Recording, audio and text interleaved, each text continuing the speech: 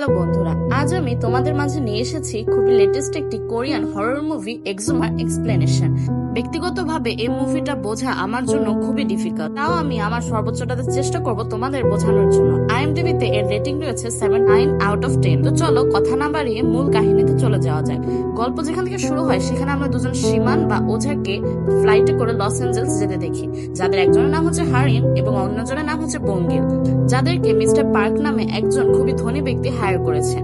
তো এয়ারপোর্ট থেকে তাদেরকে পিক করতে আসে মিস্টার পার্কের অ্যাকাউন্টেন্ট। তাদেরকে কোনো হোটেলে না নিয়ে গিয়ে সোজা একটি হসপিটালে নিয়ে যান। তিনি তাদেরকে বসে ওয়েট করতে বলেন যতক্ষণ না মিস্টার পার্ক এসে হাজির হচ্ছে। কিছুক্ষণের মধ্যে মিস্টার পার্কের ওয়াইফ এসে সেখানে উপস্থিত হন। অ্যাকাউন্টেন্টকে বলেন এরা কি আসলেও কাজটি করতে পারবে, আমার তো এদের উপর কোনো বিশ্বাসই নেই। এরপর হারিম এবং বঙ্গিল সোজাসুজি মিস্টার পার্কের নিউবর্ন বেবিকে দেখতে ভিতরে চলে যায়। বাইরে থেকে নোটিস করছিলেন মিস্টার পার্কের ওয়াইফ। তো হারিম শুরুতেই বেবিটির চোখ উল্টে দেখে বুঝতে পারেন যে বেবিটির উপরে কবরের বাতাস রয়েছে, অর্থাৎ তার কোনো পূর্বপুরুষের আত্মা তাকে ডিস্টার্ব করছে, যার ফলস্বরূপ বাচ্চাটি খুবই মিস্টেরিয়াস একটি রোগে ভুগছে। বাচ্চাটি যখনই সচেতন অবস্থায় থাকে তখনই শুধু কান্না করে। এরপর সিনে মিস্টার পার্কের মা বাবার দিকে নিয়ে যাওয়া হয়, যারা কিনা বসে বসে তাদের কথাই ভাবছিলেন। পর আমরা হারিম এবং বঙ্গিলকে দেখতে পাই, যারা কিনা বাচ্চাটির সাথে খুবই ছোট একটা রিচুয়াল শেষ। এরপর আমরা হারিমদের সোজা মিস্টার পার্কের বাড়িতে দেখতে পাই, যেখানে হারিম নিজের সম্পর্কে এবং সীমান সম্পর্কে আমাদের কিছু ধারণা দিচ্ছিল। আসলে এখানে আমি যা বুঝলাম, ওরা আর কি ওঝা, যারা কিনা এরকম মানুষের উপর থেকে আত্মার বিভিন্ন ছায়া দূর করে থাকে। তো এখানে মিস্টার পারিম এবং বঙ্গিলকে তার পরিবারের ইতিহাস সম্পর্কে বলছিল, যে তার বাবা বর্তমানে প্যারালাইজড এবং তার দাদা তো 100 বছর আগেই মারা গিয়েছে। আর তাদের পরিবারে একটু অভিশাপের মতো হচ্ছে, তাদের পরিবারে যারা এল্ডার চাইল্ড থাকে তাদের উপরে বিভিন্ন সমস্যা নেমে আসে। এমনকি তার বড় ভাইও মেন্টাল অ্যাসাইলামে আত্মহত্যা করে মারা গিয়েছে। এরপর সিন আবার কোরিয়ায় নতুন একটা ক্যারেক্টারের কাছে চলে আসে, যার নাম হচ্ছে কিম। তো এক্সোমা বা কবর প্রতিস্থাপনে কাজ করে। এখানে আমরা কিমের সঙ্গে কিমের সহকারী ইয়ংকেও দেখতে পাই। কিম এবং ইয়ং মূলত এখানে বৃদ্ধা মহিলার কবর প্রতিস্থাপনে কাজ করতে ব্যস্ত ছিল। কাজ শেষে কিম এবং ইয়ং বাড়িতে এসে ডিনার করছিলেন। ঠিক তখনই সেখানে এসে উপস্থিত হন হারিম এবং বঙ্গিল, অর্থাৎ তার আমেরিকা থেকে ফেরত এসেছে। হারিম এখানে মূলত মিস্টার কিমের কাছে সাহায্য চাইতে এসেছে। হারিম তাদেরকে জানায় যে আমি একটা কেস পেয়েছি, খুবই ধনী পরিবারের একটি ভয়ঙ্কর সমস্যা রয়েছে, তাদের উপর তাদের পূর্বপুরুষদের আত্মার অভিশাপ রয়েছে, তার জন্য পরিবারটির নিউবর্ন বেবি অনেক অসুবিধায় রয়েছে। এটা শুনে কিম বলে যে আমি তোমাদেরকে এই কাজে হেল্প করতে পারি। পার্কের কাছে আসে। পার্ক যেখানে ঠিক করে নেয় যে যেভাবে যাই হয়ে যাক না কেন সে তার নিউবর্ন বেবিটাকে বাঁচাবে, আর তার মা বাবা এ ব্যাপারে তাদেরকে সতর্ক করে দিচ্ছিলেন। এরপর দিন মিস্টার পার্ক হারিমদের তার দাদার কবরের কাছে নিয়ে যান, যেটি কিনা ছিল কোরিয়ায়। মিস্টার পার্ক লস অ্যাঞ্জেলস থেকে কোরিয়া চলে এসেছেন এই কাজে তাদেরকে সাহায্য করার জন্য। মিস্টার কিম এবং হারিমরা অবাক হয়ে যায় এরকম পাহাড়ের উপর একটি কবর দেখে, কারণ কবরটি খুবই অস্বাভাবিক ছিল। মিস্টার পার্ক তাদের এই অবস্থা বুঝতে পেরে তাদেরকে বুঝিয়ে বলেন যে আমার দাদা অত্যন্ত ধনী একজন ব্যক্তি ছিলেন। তো তখনকার দিনে তাদের কবর দেওয়া হতো অত্যন্ত মূল্যবান বিভিন্ন বস্তুর সঙ্গে, আর যার কারণে কবর থেকে লাশ এবং অন্যান্য বস্তু চুরির নানা আশঙ্কা ছিল। এই কারণেই আমরা মূলত পাহাড়ের উপরে নির্জন জায়গায় তাকে কবর দেওয়ার ব্যবস্থা করেছি। এরপর হারিম এবং বঙ্গিলরা ঘুরে বুঝতে পারে এই জায়গাটা আসলে ভীষণ নির্জন এবং এখানে চুরি হওয়া তেমন কোনো নর্মাল বিষয় নয়। এরপর আমাদের মিস্টার পার্কের দাদার কবরটি ভালোভাবে দেখানো হয়, যেখানে তার কবরে কোনো নামই লেখা ছিল না। আর কিম কবরটির পাশে এসে কবরটি ভালোভাবে পরীক্ষা করে তিনি এই কাজটি করবেন না বলে চলে যেতে থাকেন, কারণ তার এই কবরটির কোনো কিছু স্বাভাবিক লাগছে না। প্রতি উত্তরে মিস্টার পার্ক তাকে অনেক টাকার অফারও করেন, কিন্তু এতেও মিস্টার পার্ক রাজি হন না এবং সোজাসুজি সেখান থেকে চলে যেতে শুরু করেন। গাড়িতে উঠে মিস্টার কিম তাদেরকে জানান যে কবরটিতে বেশ কিছু অশুভ ইঙ্গিত লক্ষ্য করেছি, কাজটি থেকে আমাদের পিছিয়ে আসা উচিত হবে, আমরা জানি না আমরা সফল হতে পারবো কিনা। পর সিন শিফট হয়ে মিস্টার পার্কের হোটেলে আসে, যেখানে কিনা সকলে বসে এই ব্যাপারে আলাপ আলোচনা করছিলেন। মিস্টার পার্ক তাদেরকে অনেক অনুরোধ করে জানান যে আমার নিউবর্ন বেবিটিকে তোমরা প্লিজ বাঁচিয়ে দাও, আমি তোমাদের কাছে সাজমান কৃতজ্ঞ থাকবো। এটা শুনে হারিম বলে যে আমরা অবশ্যই আপনার হেল্প করব। হারিম তখন সকলকে একটি প্রস্তাব দেয় যে আমরা কবরটি প্রতিস্থাপন না করে বরং কবরটিকে জ্বালিয়ে দিই, এতে কবরটিতে তেমন কোনো ক্ষতি হওয়ার সম্ভাবনা নেই এবং এতে পরিবারের উপর থেকে ভয়ঙ্কর অভিশাপটা চলেও যেতে পারে। এটা শুনে মিস্টার কিম রাজি হন কাজটি করার জন্য। পরের দিন সে অনুযায়ী তারা সেই কবরটির কাছে আবারও চলে যায়। আমরা মিস্টার পার্কের ফুপিকেও দেখতে পাই, যিনি কিনা অস্বাভাবিকভাবে দাঁড়িয়েছিলেন। সঙ্গে কবর খোঁড়ার জন্য একদল লোকও নিয়ে এসেছিল, যাদের প্রত্যেকের মাথায় বঙ্গিল তিলক পরিয়ে দেয়। কে হারিমও তৈরি হচ্ছিল একটি বিশেষ রিচুয়ালের জন্য, যা কিনা কবর খোঁড়ার সাথে সাথে করতে হবে। তো এখানে সকলে মিলে কবরটি খোঁড়ার কাজে লেগে যায়, আর তার সাথে সাথে আশেপাশের পরিবেশটা কেমন ঝড়ো আবহাওয়ায় ভরে যায়। অবশেষে তারা কবর খুঁড়ে একটি রাজকীয় কফিন খুঁজে পায়, যাই হচ্ছে মিস্টার পার্কের দাদার। মিস্টার কিম তারপর কফিনটিকে ভালোভাবে প্রত্যক্ষ করে দেখেন অনেক মূল্যবান জিনিস দ্বারা আবৃত। কফিনটি তোলা শেষে আমরা একজনকে দেখতে পাই যে কিনা কবরটি আরো খুদে দেখছিল কিছু পাওয়া যায় কিনা। তখনই সেখান থেকে একটা অদ্ভুত সাপ বেরিয়ে আসে, আর এই শ্রমিকটি তখন কি করে দিয়ে সাপটির মাথা কেটে দেয়। এদিকে ঝড় বৃষ্টি হতে শুরু করে। তখন মিস্টার কিম সকলকে জানান যে ঝড় বৃষ্টির মাঝ লাশটিকে পোড়ানো যাবে না, আমাদেরকে বৃষ্টি থামা অবধি অপেক্ষা করতে হবে। এই কারণে তারা লাশটিকে একটি হসপিটালে নিয়ে আসে এবং সেখানে রাখার ব্যবস্থা করে। কাজ শেষে মিস্টার কিম একটি পুরাতন মন্দিরে যান, যেটি কিনা ওই পাহাড়ের চূড়ায় অবস্থিত ছিল। এই মন্দিরটি পুরোহিতের কথা অনুসারেই তারা এই কবরটিকে পাহাড়ের উপর দিয়েছিল। তো সেখানে এসে মিস্টার কিম এই মন্দিরটির নতুন পুরোহিতের সঙ্গে পরিচিত হতে পারেন, আর জানতে পারেন এই পুরোহিতটি তখন ছিলেন না, অর্থাৎ মিস্টার পার্কের দাদার কবর দেওয়ার সময় তিনি এই মন্দিরেই ছিলেন। আবার কফিনটির কাছে ফিরে আসে। সেখানে একটি হসপিটাল কর্মী কফিনটিকে দেখে কফিনটিকে খোলার চেষ্টা করতে শুরু করে, আর তখনই সেখানে হারিম এবং বঙ্গিল এসে উপস্থিত হয়। আর ওই কফিনটি থেকে বেরিয়ে আসা আত্মা সোজা হারিমকে আক্রমণ করে। এরপর হারিমকে হসপিটালে নিয়ে যাওয়া হয়। দেখে সিন শিফট হয়ে মিস্টার পার্কের বাবার কাছে নিয়ে যাওয়া হয়, যে কিনা জানালার পাশে বসেছিলেন। তখনই তিনি জানালার বাইরে থেকে তার বাবার আওয়াজ শুনতে পান, যে কিনা তাকে বলছে জানালাটা প্লিজ খুলে দাও। পর আমাদের মিস্টার পার্ককে দেখানো হয়, যার কাছে মিস্টার কিমের কল আসে এবং যে কিনা তাকে বলছে প্লিজ জানালাটা খুলে দাও।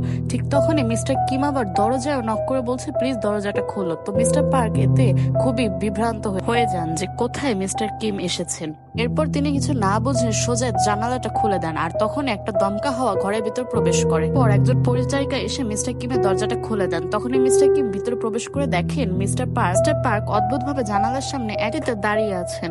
মিস্টার কিম তখন পার্ককে ডাকতে শুরু করেন। এদিকে পার্ক তখন হঠাৎ করে রক্ত বমি শুরু করেন, আর ফ্রিজ থেকে পানি বের করে পাগলের মতো শেষ করতে শুরু করেন। আর এরপর হঠাৎই তিনি মিস্টার কিমের দিকে ঘুরে নিজের ঘাড় ভেঙে মারা যান। দেখে মিস্টার কিম তো হতভম্ব হয়ে যান। ঘটনার পর হারিমরা সিদ্ধান্ত নেয় যে তারা এখনই লাশটিকে পুড়িয়ে ফেলবে। এই কারণে তারা মিস্টার পার্কের ফুপির কাছে তার পারমিশনও নিয়ে নেন। সে চুল্লি প্রস্তুত করে লাশটিকে জ্বালানোর জন্য দিয়ে দেওয়া হয়। আর লাশটি পোড়ার সঙ্গে সঙ্গে আমরা দেখতে পাই মিস্টার পার্কের বাবার আত্মা ধীরে ধীরে মিলিয়ে যাচ্ছে। মিস্টার পার্কের বাবার কাহিনী এখানেই শেষ। সিন চলে যায় কবর খোঁড়ার সেই শ্রমিকটির কাছে, যে কিনা কবর খোঁড়ার সময় সেদিন সেই সাপটিকে মেরে ফেলেছিল। এরপর থেকে সে প্রত্যেক রাতে খুবই ভয়ঙ্কর আজগুবি স্বপ্ন দেখা শুরু করে, আর এ ব্যাপারে সে মিস্টার কিমকেও জানায়। মিস্টার কিম তখন এ ব্যাপারে বুদ্ধি করে সে কবরটিকে আবার খুঁড়তে চলে যান। এখানে উল্লেখ্য মানে মিস্টার পার্কের বাবার কবরটিকে তিনি আবারও খুঁড়তে চলে যান। ঘুরে শুরু করে তিনি সেখানে আরেকটি আজব জিনিস প্রত্যক্ষ করেন। মিস্টার পার্কের বাবার কবরের নিচে ঠিক আরেকটি কফিন রয়েছে। দেখে তিনি এ ব্যাপারে সরাসরি হারিমদের জানিয়ে দেন, আর কফিনটিকে ওঠানোর চেষ্টা করেন। আর কফিনটি দেখে আমরা বুঝতে পারি এটা কোনো সাধারণ মানুষের মতো না, এটি আকারে অনেক বিশাল। কফিনটি নিয়ে তারা ঠিক করে আজ রাতটা তারা সেই মন্দিরের ভিতরেই কাটাবে, আর কফিনটি সেই মন্দিরেই রাখা হবে। এ ব্যাপারে মন্দিরে পুরোহিত তাদের সঙ্গে সহমত পোষণ করে। এটিকে মন্দিরের ভেতর রাখার পর হারিম সেটাকে সম্পূর্ণভাবে সিল করে দেয়, যাতে কোনো আত্মা এই কফিনের ভেতর থেকে বাহিরে প্রবেশ করতে না পারে। পর আমরা দেখতে পাই কফিনটি সম্পূর্ণ ঘরে একাই রয়েছে। রাতে ঘুমানোর সময় কোনো কিছু একটা উপস্থিতি টের পেয়ে বঙ্গিলের ঘুম ভেঙে যায়। সে সম্পূর্ণ মন্দিরটা ঘুরে দেখতে শুরু করে। পাশেই একটি খামারের ভিতর উকি দিয়ে বঙ্গিল দেখতে পায় কোনো কিছু একটা সে খামারের পশুগুলোকে মেরে ফেলে তাদের মাংস খাচ্ছে, এবং পাশেই পড়ে আছে পণ্ডিতটির মৃতদেহ। আর এই দৃশ্য দেখে বঙ্গিল খুব ভয় পেয়ে যায়। এরপর সিন চলে যায় হারিমের কাছে, যে কিনা গাড়িতে ঘুমাচ্ছিল। তখনই বঙ্গিল এসে হারিমকে ডেকে তোলে এবং তার দেখা দৃশ্যের কথা তাকে জানায়, আর এর কারণে হারিম বাহিরে যেতে যায়। তখনই একটি আত্মা তাকে হাত আটকায়, আর এই আত্মাটি হচ্ছে হারিমের শাশুড়ি আত্মা, যে কিনা সবসময় হারিমের সাথেই থাকে। এরপর হারিম ও বঙ্গিল মন্দিরের কাছে সেই লাশটির কাছে এসে দেখে লাশটির কফিন সম্পূর্ণ ভাঙা এবং লাশটির ভিতর থেকে আত্মাটি পালিয়েছে। গিল এরপর বেরিয়ে যায় অন্যান্য লোকদের ডেকে পাঠাতে, আর তখনই হারিম খেয়াল করে বাহিরে কিছু একটা হেঁটে যাচ্ছে, যা কিনা আকারে বিশাল। হারিম ওদিকে পাত্তা না দিয়ে কফিনটি ভালোভাবে পর্যবেক্ষণ করা শুরু করে। এরপর হারিম পিছনে কিছু একটা উপস্থিতি টের পেয়ে পিছনে ঘুরে তাকায়। এরপর আমরা দেখতে পাই হারিম ভয় পেয়ে বাইরে দৌড়ে পালাচ্ছে, আর তখনই বঙ্গিল একটা লোহার রড এনে চালাকার দানবটি পেটে ঢুকিয়ে দেয়, কিন্তু এই দানবটি তাতে কিছুই হয় না। দানবটি বঙ্গিলকে মুখ চেপে ধরে এবং তাকে অজ্ঞান করে ফেলে দেয়। এরপর সেখানে আরো অনেকে এসে উপস্থিত হতে থাকে, আর তখনই দানবটি একটি আগুনের রূপ নিয়ে আকাশে উড়ে কোথাও চলে যায়। দেখি বঙ্গিলকে হাসপাতালে এনে ভর্তি করা হয়। কিম এবং হারিম দুজনই বসেছিল। এরপর আমাদের মিস্টার কিমকে দেখানো হয়, যে কিনা কিছু একটা সন্দেহ করে প্রাচীন ইতিহাসে বিভিন্ন বই বের করে কিছু একটা পড়ছিলেন। হারিম বঙ্গিলের বোনকে নিয়ে আসে বঙ্গিলের সঙ্গে দেখা করানোর জন্য। সেখানে থাকা সকলেই বঙ্গিলের হাবভাব দেখে বুঝতে পারে সেই আত্মাটা এখনো বঙ্গিলের ভিতরেই রয়ে গেছে। আর এই বঙ্গিলের অবস্থা দেখে সকলে মিলে ঠিক করে তারা বঙ্গিল এই অবস্থা থেকে অবশ্যই বাঁচাবে, আর যার কারণে তারা এই বিষয়ে নানা প্রস্তুতিও নিতে থাকে। এখানে আমরা দেখতে পাই মিস্টার কিম বঙ্গিলকে বাঁচানোর জন্য একটি পদক্ষেপ স্বরূপ একটি বিশাল গর্ত খুঁড়ছে। আর আমাদের এখানে জানানো হয় এই যে দানবটি সে ছিল একজন জাপানিজ জেনারেল। আর উল্লেখ্য কোরিয়া কিন্তু একসময় জাপানের শাসনেই চলতো। আর মিস্টার পার্কের বাবার কবরের নিচেই তাকে তখনকার জনগণ মেরে পুঁতে রেখেছিল। আর যার কারণে মিস্টার পার্করা জেনে শুনেই তার কবরের উপরই কবর দিয়েছিল, যাতে এই দানবের আত্মাটি তাদের বাবাকে রক্ষা করতে পারে। আর যার ফলস্বরূপই তাদের বাবা বের হয়ে তাদেরকে এভাবে নৃশংসভাবে মেরে ফেলেছে। আমাদের এখানে সে সময় একটা জাপানিজ জেনারেলদের নানা ছবিও দেখানো হয়। আর সিন শিফট হয় বঙ্গিলের কাছে, যেখানে এখনো হসপিটালে ভর্তি ছিল। তখন বঙ্গিলের একটু জ্ঞান ফিরে সে তার বোনের উপর অনেক রাগ করে, কারণ সে কেন জেনে বুঝে বিপদের মধ্যে তাকে দেখতে এসেছে। হারিমরা সম্পূর্ণভাবে তৈরি হতে থাকে সে দানবের সঙ্গে লড়াই করার জন্য। তারা নিজেদের সারা শরীরে এক ধরনের বিশেষ মন্ত্র লিখে ফেলে, আর এই মন্ত্র তাদেরকে সে দানবের সঙ্গে লড়াই করতে সাহায্য করবে বলেই তাদের ধারণা। নামার পূর্বে এখানে সবাই বঙ্গিলের জন্য অনেক ইমোশনাল হয়ে যায়। অবশেষে সন্ধ্যা হওয়ার পর শুরু হয়ে যায় তার সঙ্গে লড়াই। দানবটিকে বেরিয়ে আসতে দেখে হারিম কি করে একটি বটগাছের ভিতরে ধোয়ার সৃষ্টি করে, যাতে দানবের মনোযোগ তার দিকে চলে আসে। আর ঠিক তেমনটি হয়। আর আমরা এদিকে দেখতে পাই হারিমের পিছনে দাঁড়িয়ে আছে তার শাশুড়ির আত্মা। যে দানবটি হারিমকে কোন রকম কষ্ট দেওয়ার চেষ্টা করে, তবে তিনি তার রুখে দেওয়ার জন্য হারিমের পিছনে দাঁড়িয়েছিলেন। আমরা দেখতে পাই সেই ভয়ঙ্কর দানবটি সোজা হারিমের সামনে এসে উপস্থিত হয়েছে এবং হারিমের উপর সোজা নিজের কবরের দিকে চলে যেতে থাকে। তখন তার কবরে কাজ করছিলেন মিস্টার কিম, আর সেই দানবটি সোজা তার কবরে মিস্টার কিমের সামনে এসে উপস্থিত হন এবং মিস্টার কিমের উপর আক্রমণ করে দেন, যা নিজের আঙ্গুল মিস্টার কিমের পেটে ঢুকিয়ে দেয়। দেখে হারিম আর মিস্টার ইয়ং দুজনেই ভয় পেয়ে যায়। আর ওদিকে আমরা দেখতে পাই বঙ্গিলও শয়তানের মতো হেসে উঠছে, অর্থাৎ তার সেই আত্মার প্রভাব পড়েছে। তার কারণে মিস্টার কিম আহত হয়ে সোজা মাটিতে পড়ে যায়। আর দানবটি তখন উদ্যত হয় হারিমদের উপর আক্রমণ করার জন্য। কিমও তখন দানবটিকে আটকানোর জন্য উঠে দাঁড়ায় আর নিজের রক্ত লাগিয়ে একটি কাঠের টুকরো সোজা দানবটি পিছনে ঢুকিয়ে দেয়, যার প্রভাব এদিকে বঙ্গিলের উপরও পড়তে শুরু করে। তার সোজা শ্বাসকষ্ট হতে শুরু করে। তখন দানবটি রেগে সোজা মিস্টার কিমের উপর আবারও আক্রমণ করে। এতে মিস্টার কিমের অনেক ক্ষতি হয়, কিন্তু আমরা দেখতে পাই দানবটিও সাথে সাথে মারা যায়। আর এটা দেখে হারিম তো চমকে যায়। মুভির একেবারে শেষে আমরা দেখতে পাই বঙ্গিল সুস্থ হয়ে উঠেছে এবং মিস্টার কিমের অবস্থা আগের চেয়ে একটু ভালো, এবং তারা প্রত্যেকে খুবই খুশি। এবং মিস্টার কিমের মেয়ের বিয়েতে সবাই অনেক আনন্দ করে। আর আমি তোমাদের বোঝার সুবিধার্থে আরেকটা জিনিস ক্লিয়ার করে দিচ্ছি, আসলে দানবটি মরলো কিভাবে। কারণ ওই যে বই পড়েছিল মিস্টার কিম, সেখান থেকে জানতে পেরেছিল এই দানবটির উপর রক্ত অনেক ভয়ঙ্কর প্রভাব ফেলে। এই কারণে সে কি করেছিল, বুদ্ধি করে নিজের রক্ত সহ দানবটির উপর কাঠের টুকরোটি ঢুকিয়ে দিয়েছিল, যার কারণে দানবটির সাথে সাথে সেখানেই মারা গিয়েছিল। আর এটাই হচ্ছে দানবটির মৃত্যুর প্রধান কারণ। আর এরই মধ্যে দিয়ে শেষ হয়ে গেল আজকের অসাধারণ কাহিনীটি। আর তোমরা যদি আমার এক্সপ্লেনটি উপভোগ করে থাকো, তাহলে প্লিজ চ্যানেলটিকে সাবস্ক্রাইব করে আমাদের পাশে থেকো। আল্লাহ হাফেজ।